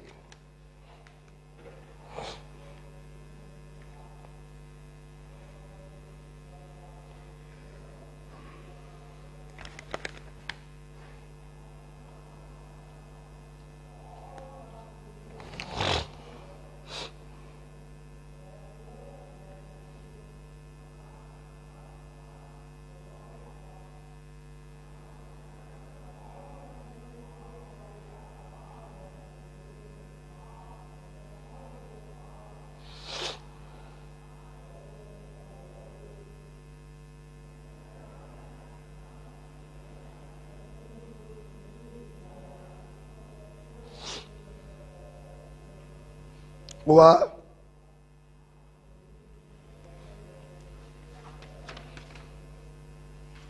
आइए चलिए फिर से वही सवाल है। सबसे पहले हम लोग पता करेंगे ऑक्सीडाइजिंग एजेंट और रिड्यूसिंग एजेंट कौन है with the help of oxidation number. अब देखिए Mn का रिडक्शन हो रहा है तो ये ऑक्सीडाइजिंग एजेंट होगा, और आयोडीन का ऑक्सीडेशन हो रहा है तो ये रिड्यूसिंग एजेंट होगा। अब बात करते हैं वैलेंस फैक्टर की, बहुत ही सिंपल है, 7 से जाना 4, सिंपल चेंज हुआ 3 का, ICA1 3 एकम 3, -1 से +5 चेंज कितने का होगा, 4 का या 6 का, 6 का चेंज होगा। जब साइन डिफरेंट होते हैं तो चेंज का मतलब एडिशन हो जाता है, तो यहां पर चेंज होगा 6 का, और IC कितना है 1, तो वैलेंस फैक्टर बेटा आ गया 6। आई होप आप लोगों के सही जा रहे होंगे। नेक्स्ट C12H22O11 ये डाइसैकेराइड है, इसे सुक्रोज कहते हैं, ठीक है, इसका नाम मालूम ही होगा, नाइट्रिक एसिड। आइए देखिए बेटा, यहां पे कार्बन का जब आप ऑक्सीडेशन नंबर निकालेंगे तो वो बेटा 0 आएगा, और 0 आना भी चाहिए, x मान के निकालो तो 0 आएगा ही आएगा। अब ऐसे भी देख सकते हो 11 दूनी 22, माइनस का 22, और 22 से कम 22, प्लस का 22, प्लस के 22 से माइनस का 22 कैंसिल हो गया, 0 स्टेट आ गया। 3 दूनी 6 में से 1 गया 5, ऑक्सैलिक एसिड में 3, और NO2 में होगा 4। आप देख सकते हैं कार्बन का ऑक्सीडेशन हो रहा है, ये रिड्यूसिंग एजेंट है, और नाइट्रोजन का रिडक्शन हो रहा है, ये ऑक्सीडाइजिंग एजेंट है। बात करते हैं वैलेंस फैक्टर की। देखिए 0 से जाना +3, सिंपल चेंज हुआ 3 का, IC कितना है 12, तो 12 तिहाई 36। सुक्रोज का इस रिएक्शन में वैलेंस फैक्टर होगा 36, और नाइट्रिक एसिड देखो +5 से जाना +4, सिंपल चेंज 1 का हुआ, IC कितना है 1, तो वैलेंस फैक्टर बेटा होगा 1। इस प्रकार से आप कभी भी ऑक्सीडेशन नंबर अगर चेंज होती दिखाई पड़े तो समझ जाना वैलेंस फैक्टर का फार्मूला होगा simple change in oxidation number multiplied by IC। मैं उम्मीद करता हूं आपको ये समझ में आ गया होगा।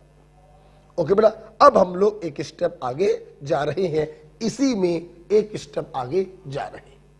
ओके देखिए, हटा रहे हैं, इसी में हम आपको 2 स्पेशल केस कराएंगे, हम इसको हटाने जा रहे हैं। ठीक है, देखिए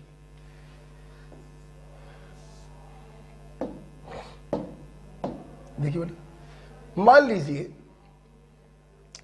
मान लीजिए आपके सामने एग्जाम्पल है, special case,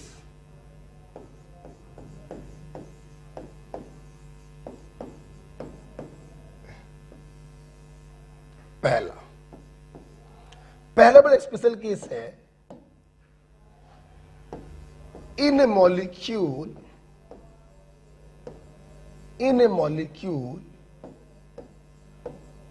2 or more atoms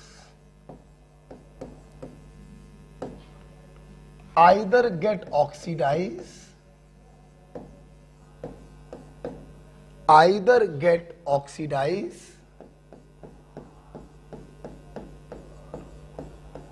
or get reduced। देखिए, अब आपको कुछ ऐसे मॉलिक्यूल हम देंगे जिनमें एक से ज्यादा एटमों का या तो ऑक्सीडेशन हो रहा है या फिर रिडक्शन हो रहा है। ठीक है, जरा सामने सब लोग देखिए अच्छे अच्छे। फॉर एग्जाम्पल इधर देखो सब, मान लो फेरस ऑक्जेलेट,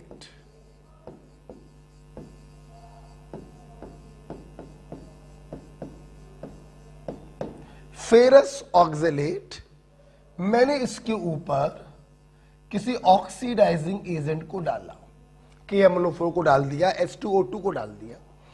ऑक्सीडाइजिंग एजेंट के काम, मैं फिर से बोल रहा हूं, आज का लेक्चर वही बच्चे देखें जिन्होंने लास्ट चैप्टर हमसे पढ़ा है, दैट इज रिडॉक्स रिएक्शन। मैंने वहां पे आपको पढ़ाया है कि oxidising agent convert a salt to ic salt, ite salt to ate salt, और ऑक्जेलेट टू कार्बन डाइऑक्साइड। तो प्लीज बच्चों, आज का लेक्चर जिन बच्चे देख रहे हैं वो पहले उस लेक्चर को देख लें, तब ये क्लास समझ में आएगी।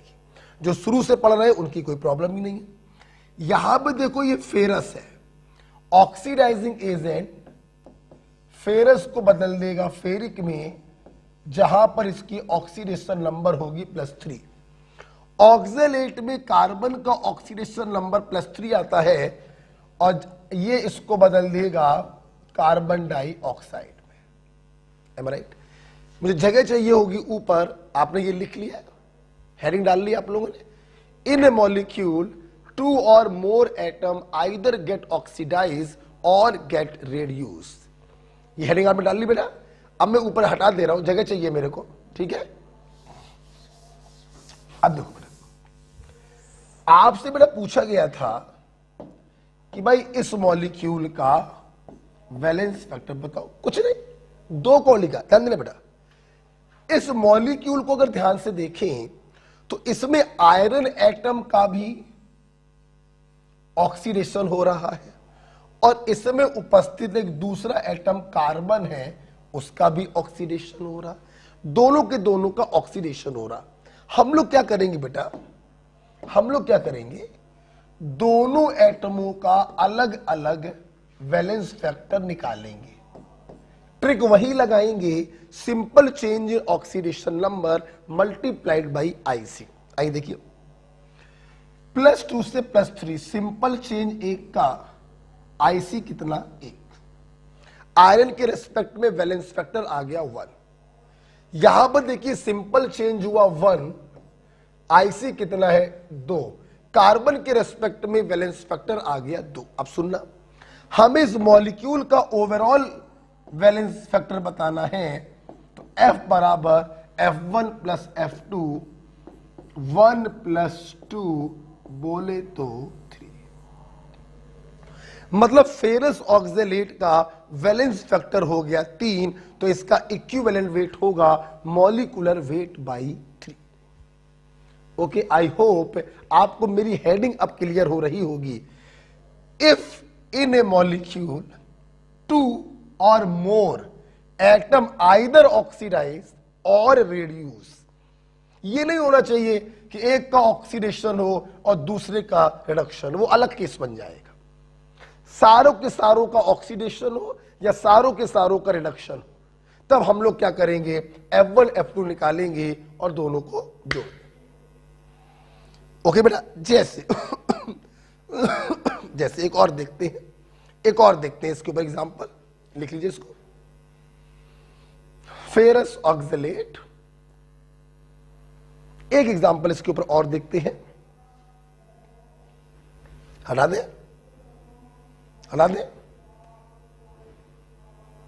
ठीक है। चलिए एक एग्जांपल और देखते हैं इसके ऊपर। देखिए, मैंने आपको बोला ये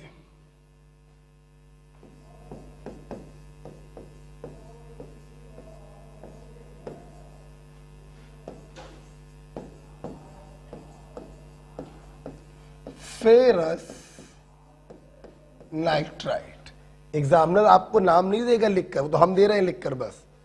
मैंने इसके ऊपर कोई ऑक्सीडाइजिंग एजेंट डाला और आपसे क्वेश्चन पूछा गया इसका वैलेंस फैक्टर बताओ, इतना ही बोलेगा एग्जामिनर। अब तुम्हें दिमाग लगाना है, oxidizing agent convert a salt to एक salt and 8 salt to 8 salt, nitrite to nitrate। ये आपको सोचना है बेटा, ठीक। अब देखो, जब आपने देखा तो आपने, अच्छा एक बात और बताना भूल ही गए, नाइट्राइट में नाइट्रोजन की स्टेट क्या होगी, +3। ओके, देखो बेटा, हमने अपने बच्चों को बताया था कि उसको बाहर निकालकर हम ऑक्सीडेशन नंबर निकालते हैं। यहां पर देखिए, अगर नाइट्रोजन की स्टेट निकालनी है, आप नाइट्राइट को बाहर निकाल लो, जो स्टेट यहां पर होगी वही स्टेट वहां पर होगी। ये मैंने आपको पिछले चैप्टर में सिखाया है, बार बार बोल रहा हूं। जिन्होंने रिडॉक्स रिएक्शन नहीं पढ़ा वो प्लीज जाकर पढ़ें, ठीक है। अब देखो बेटा, अगर ध्यान से देखें तो आयरन का भी ऑक्सीडेशन हो रहा है और नाइट्रोजन का भी ऑक्सीडेशन हो रहा है, तो इसका ओवरऑल वैलेंस फैक्टर होगा F1 प्लस F2। ठीक, आइए F1 F2 की वैल्यू निकालें। देखिए, F1 सिंपल चेंज हुआ 1 का और आयरन का आईसी भी कितना है 1, नो प्रॉब्लम। F2 +3 से जा रहा +5, तो सिंपल चेंज हुआ 2 का, और यहां पर नाइट्रोजन का इनर कॉफिशिएंट है 2। तो इस प्रकार से देखिए, F1 की वैल्यू आ गई 1, F2 की वैल्यू आ गई 4, तो इसका ओवरऑल वैलेंस फैक्टर आ गया 5। इसका ओवरऑल वैलेंस फैक्टर बेटा हो गया 5। तो मेरे स्टूडेंट ने देखा, अगर कोई ऐसे मॉलिक्यूल दिए जाएं जिसमें एक से ज्यादा एटम का या तो ऑक्सीडेशन हो या फिर रिडक्शन हो, तो परेशान नहीं होंगे, दोनों के रिस्पेक्ट में वैलेंस फैक्टर निकालेंगे और उनको ऐड कर देंगे। ओके, अच्छा, अगर आपको ये समझ में आया है तो अगला सवाल आप लोग करेंगे। ये नीट का क्वेश्चन है, asked in NEET.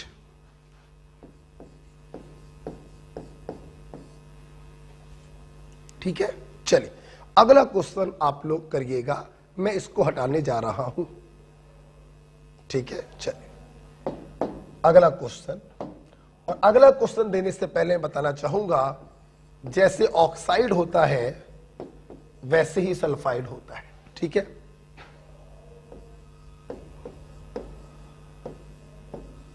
Arsenic sulphide, arsenate plus sulphur डाइना है, इसका वैलेंस फैक्टर क्या होगा? आपको 30 सेकंड दे रहे हैं, आपको 30 सेकंड दिए जा रहे हैं, बताइए।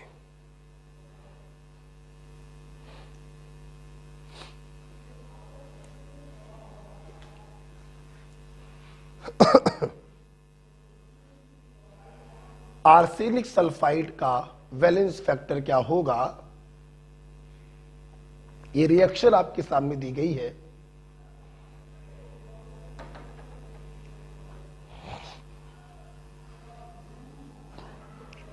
देखिए,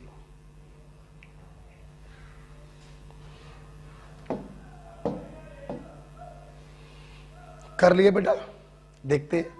जैसे ऑक्साइड होता है वैसे सल्फाइड होता है। आर्सेनिक की निकालो x मानकर, 3 दूनी 6/2 +3 आएगी।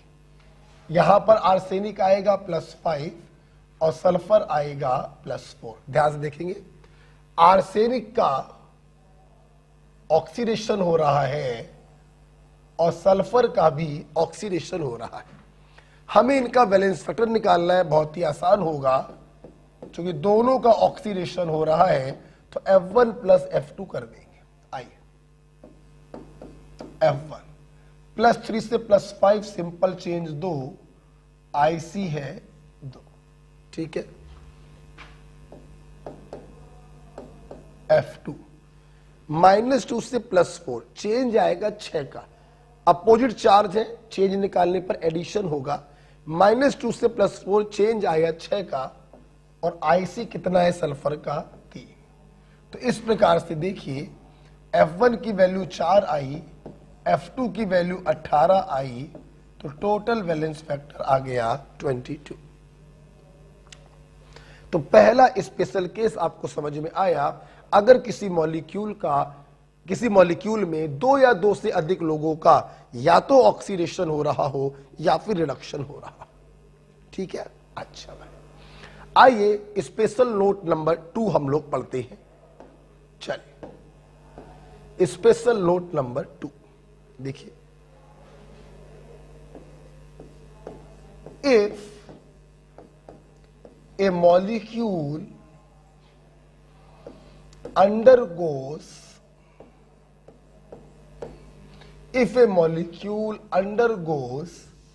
disproportionation, that is DAT, disproportionation अगर किसी का हो रहा है तो उसका वैलेंस फैक्टर हम कैसे निकालते हैं? ध्यान दीजिए, एक एग्जांपल से समझाना चाहेंगे आपको। एग्जांपल समझिए सब लोग। जैसे bromine in presence of alkali, ये बदल गया ब्रोमाइड में और ब्रोमेट में।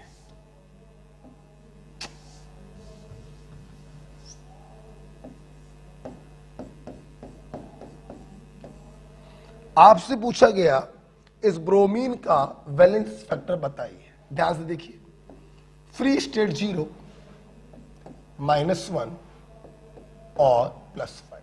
अगर ध्यान से आप देखें तो इस ब्रोमीन का रिडक्शन भी हो रहा है और इस ब्रोमीन का ऑक्सीडेशन भी हो रहा है। एक ही एलिमेंट का रिडक्शन, उसी एलिमेंट का oxidation, this is the example of disproportionation. देखिए बेटा, यहां पर भी हम लोग करेंगे वही पुराना काम। एक बार F1 निकालेंगे, जगह नहीं है नीचे लिख दे रहे हैं, और एक बार निकालेंगे F2। इस सवाल ये है कि अब की बार F1 और F2 को ऐड करेंगे तो नहीं। ऐड कैसे कर दोगे बे? ऑक्सीडेशन अलग चीज होती है, रिडक्शन अलग चीज होती है। ऑक्सीडेशन लॉस ऑफ इलेक्ट्रॉन है, रिडक्शन गेन ऑफ इलेक्ट्रॉन है। इसके पहले जो क्वेश्चन किया था उसमें दोनों का ऑक्सीडेशन हो रहा था, दोनों में लॉस ऑफ इलेक्ट्रॉन हो रहा था, तो F1 F2 को ऐड कर दिया। यहां पर तो विपरीत काम हो रहे हैं, तो ऐसे केसों में हम लोग ओवरऑल वैलेंस फैक्टर कैसे निकालते हैं? F1 into F2 upon F1 plus F2। अच्छा, F1 F2 निकालने का तरीका वही है, सिंपल चेंज 5 इंटू IC बोलो 2, सिंपल चेंज 1 इंटू IC बोलो 2। ओके बेटा, बात हो रही, रख दीजिए value. F1 into F2 upon F1 plus F2। 10 दूनी 20 और ये 10 और 2 12, 4 से कट जाएगा, 4 पंचे 20, 4 तिहाई 12। तो ब्रोमीन का वैलेंस फैक्टर कितना हो गया? 5/3।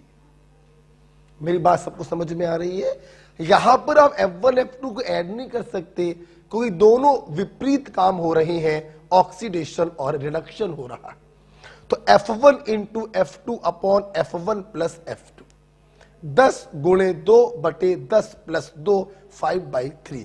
जब वैलेंस फैक्टर आ गया 5/3 तो इक्विवेलेंट वेट समझी गए होंगे, molecular weight by valence factor 5/3, 3 चला गया ऊपर, 3m/5। तो ये मैंने पहला एग्जांपल आपको करवाया जिसमें किसी मॉलिक्यूल का डिसप्रपोर्शनेशन हो रहा है। ठीक है, चलिए, अगर ये आपको आ गया है तो दूसरा एग्जांपल अब आप लोग करके दिखाएंगे। मैं इसको हटा रहा हूं, ठीक है। If A molecule undergoes disproportionation, मैं इसको हटा रहा हूं।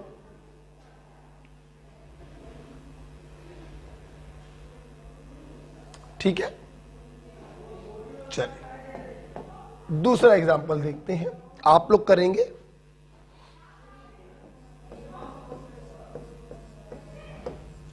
H3PO2 का डिसप्रपोर्शनेशन हो रहा है H3PO4 प्लस फॉस्फीन। आपसे सवाल पूछा है इसका वैलेंस फैक्टर बताइए। ठीक, करिए।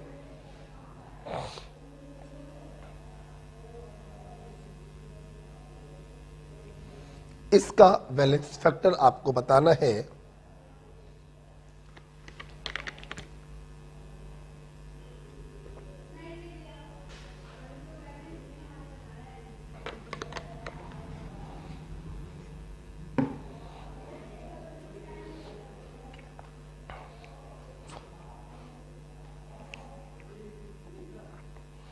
ठीक है।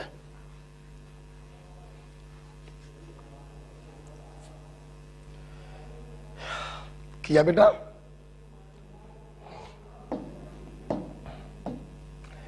देखते हैं क्या आएगा इसका वैलेंस फैक्टर। Oxidation number +1 +5 -3। आप देखिए ऑक्सीडेशन भी हो रहा है और रिडक्शन भी हो रहा है। This is the example of disproportionation. तो हम लोग क्या करेंगे, बहुत ही आसान है, यहां पर F1 निकालेंगे और यहां से F2 निकालेंगे। निकालने का तरीका वही है, सिंपल चेंज आया 4 का मल्टीप्लाइड बाय IC1। यहां पर भी देखिए सिंपल चेंज 4 का आएगा, साइन डिफरेंट है तो चेंज निकालने पर ऐड कर देते हैं और IC कितना है 1। तो ओवरऑल वैलेंस फैक्टर आ गया F1 into F2 upon F1 plus F2, 4 चौको 16/8 2। तो इस प्रकार से H3PO2 का इक्विवेलेंट वेट होगा मॉलिक्यूलर वेट बाई 2। M का मतलब यहां मॉलिक्यूलर वेट है, उसको मोलैरिटी मत समझ लेना। आंसर आ गया मॉलिक्यूलर वेट बाई 2। तो अगर किसी मॉलिक्यूल का डिसप्रपोर्शनेशन हो रहा हो तो इस प्रकार से करेंगे। चलिए एक एग्जांपल और ले लेते हैं इसके ऊपर। एक एग्जांपल और ले लेते हैं इसके ऊपर, ठीक है? आप लोग करके दिखाइएगा वो वाला केस आगे। हमने ले लिया हाइड्रोजन परऑक्साइड। आप सभी को मालूम है परऑक्साइड में ऑक्सीजन -1 स्टेट में होता है। हमने आपसे पूछा this is the decomposition of hydrogen peroxide, बताइए इसमें H2O2 का वैलेंस फैक्टर क्या होगा। करिए, H2O2 का वैलेंस फैक्टर क्या होगा।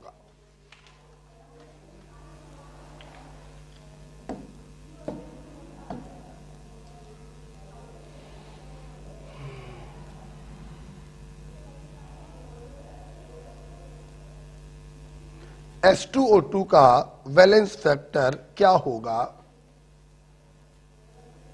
देखिए बेटा, हाइड्रोजन परऑक्साइड -1, नाम में पर आ गया तो परऑक्साइड लिंकेज होगी। दो ही ऑक्सीजन है, दोनों परऑक्साइड में ही होंगे, राइट। ये ऑक्साइड है, ये फ्री स्टेट है 0। कोई भी बच्चा देख सकता है ऑक्सीजन का रिडक्शन भी हो रहा है और ऑक्सीडेशन भी हो रहा है। This is the example of disproportionation. हम लोग क्या करेंगे, F1 F2 की वैल्यू निकालेंगे। निकालिए, सिंपल चेंज हो रहा है 1 का, IC है 2, राइट। सिंपल चेंज हो रहा है 1 का, IC है 2। तो ओवरऑल वैलेंस फैक्टर आ गया F1 into F2 upon F1 plus F2 that is 1। तो यहां पर जो इक्विवेलेंट वेट आएगा वो मॉलिक्यूलर वेट के बराबर होगा। बहुत ही स्पेशल केस है। देखिए बेटा कि H2O2 का इक्विवेलेंट वेट डिसप्रपोर्शनेशन रिएक्शन में मॉलिक्यूलर वेट के बराबर होगा। इसका वैलेंस फैक्टर जो है वो 1 होगा। यहां पे मैं अपने छात्रों को कुछ बताना चाहूंगा, ध्यान सुनिएगा। H2O2 बड़ा ही स्पेशल केस है। ये H2O2 ध्यान दीजिए, ये बेटा OA भी है, ये बेटा आरे की तरह भी काम करता है और ये बेटा एसिड की तरह भी काम करता है। H2O2 तीनों की तरह काम करता है। और सबसे खास बात देखिए, आपको मजा आ जाएगा, जब भी ये तीनों में से किसी भी तरह से काम करे इसका वैलेंस फैक्टर होगा 2 और इसका इक्विवेलेंट वेट होगा मॉलिक्यूलर वेट बाई 2, बोले तो 17। लेकिन अगर कभी H2O2 का डिसप्रपोर्शनेशन हो रहा हो तो वहां पर उसका वैलेंस फैक्टर होता है 1 और इक्विवेलेंट वेट होता है मॉलिक्यूलर वेट के बराबर।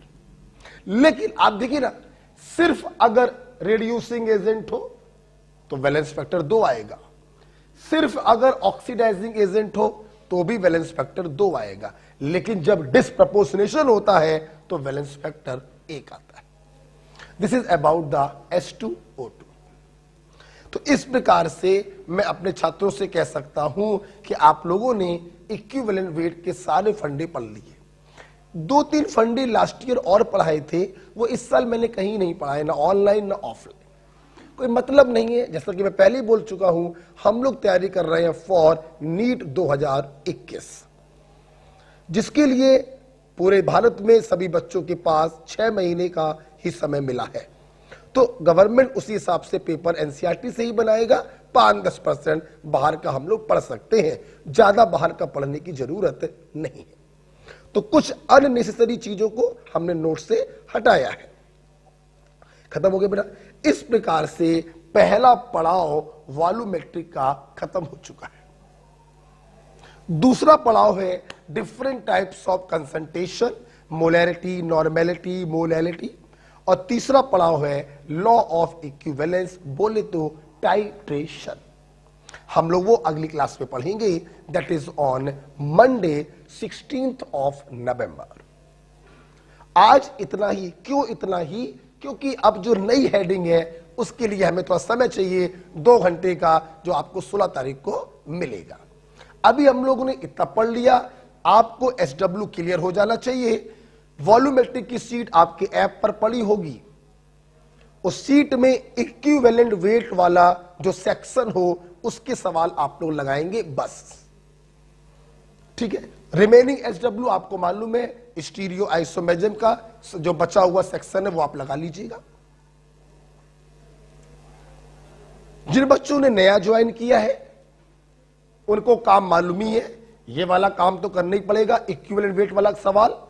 प्लस उन बच्चों को स्टीरियो नहीं करना, लेकिन मोल कॉन्सेप्ट तैयार कर लेना है 15 नवंबर तक, और रेडॉक्स रिएक्शन भी देख लीजिएगा, तभी आपको ये समझ में आएगा। ओके बेटा?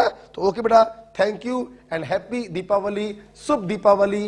ये दीपावली जो है बिल्कुल जैसे यहां पर दिए जगमगाते हैं वैसे ही आपकी लाइफ जो है जगमगाए, आप जो चाहते हैं सब आपको प्राप्त हो।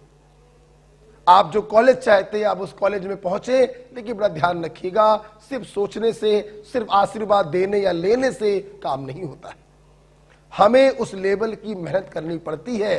सोचो, एक ऐसे एग्जाम के लिए हम तैयारी कर रहे हैं जिसमें 16 से 17 लाख विद्यार्थी इन्वॉल्व होते हैं। तो सिर्फ आशीर्वाद देने लेने से काम नहीं चलेगा, हमें मेहनत भी करनी पड़ेगी। दीपावली की इन 2 दिनों की छुट्टी, सच्चाई ये है, मैं छुट्टी दे ही इसलिए रहा हूं, जो लोग ऑनलाइन पढ़ रहे हैं उनको काहे की छुट्टी यार, लेकिन मैं उनको छुट्टी दे ही इसलिए रहा हूं कि आप इन छुट्टी में अपने पीछे का काम कर लें। जो भी न्यूली ज्वाइन स्टूडेंट हैं वो पीछे के टॉपिक को रिवाइज कर लें। केमिस्ट्री में मैंने काम दिया है मोल कॉन्सेप्ट। ओके, तो एंजॉय करिए बेटा और पढ़ाई भी करते रहिए। ओके बेटा, थैंक यू।